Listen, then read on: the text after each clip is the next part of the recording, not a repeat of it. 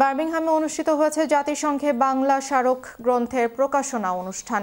এতে বাংলাকে জাতিসংঘের পূর্ণাঙ্গ দাপ্তরিক ভাষা হিসেবে স্বীকৃতি দেওয়ার দাবি জানানো হয়েছে। বিস্তারিত জানাচ্ছেন আমাদের সহকর্মী মোহাম্মদ আতিকুর রহমান। বাংলা ভাষা বিশ্বের অন্যতম সমৃদ্ধ ভাষা। প্রায় ৩৩ কোটি মানুষ এই ভাষায় কথা বলেন। তাই বাংলাকে জাতিসংঘের পূর্ণ দাপ্তরিক ভাষার স্বীকৃতি প্রদান এখন সময়ের দাবি। সেক্ষেত্রে বাংলাদেশ সরকারকে এ ব্যাপারে এগিয়ে আসতে হবে।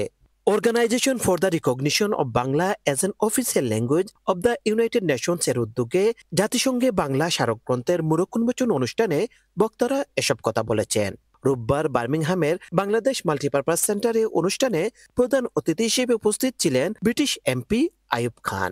তিনি তার পক্ষ থেকে সব ধরনের সহযোগিতার আশ্বাস প্রদান করেন।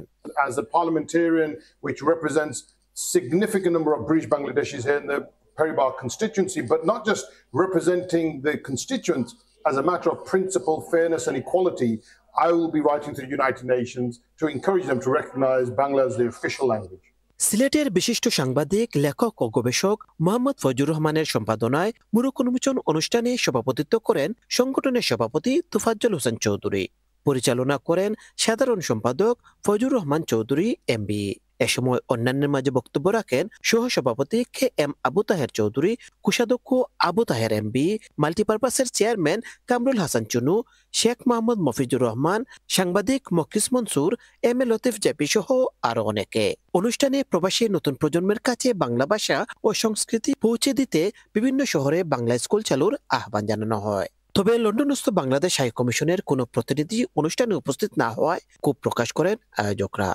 আজকে আমরা মনে করি এটা অনেকাংশে আমাদের কাজটা ইউনাইটেড নেশনসে বাংলার যে প্রচলনটা অর্ধেকটা কাজ সম্পন্ন হয়েছে এবং এটার পরিপূর্ণতা লাভের মধ্য দিয়ে আমি মনে করি বাংলাটা বিশ্বের ভাষা হিসেবে প্রতিষ্ঠিত হবে।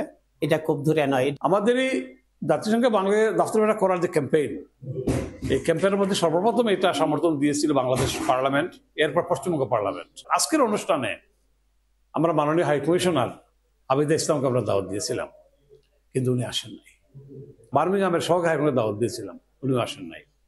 এটা হচ্ছে বাংলাদেশ সরকারের কাজ। এটা আজকে যদি ওনারা আসছেন বাংলাদেশ সরকার প্রতিনিধি হয়ে, আমার আন্দোলন আরো জোরদার হতো, আরো শক্তিশালী হতো। তারা না আসায় এটা আমি দুঃখ প্রকাশ করছি। আশা করি কিছুদিনের মধ্যেই এটার মধ্যে আমাদের বাংলা ভাষাটাকেও যুক্ত করা হবে এজ এন অফিসিয়াল ল্যাঙ্গুয়েজ হিসাবে। এই জাতিসংঘে বাংলাকে দাপ্তরিক ভাষার যে ক্যাম্পেইন আমরা শুরু করেছি সেটা যাতে বাস্তবায়ন হয়। বার্মিংহাম থেকে Mohammad Atiqur Rahman, Channel S news.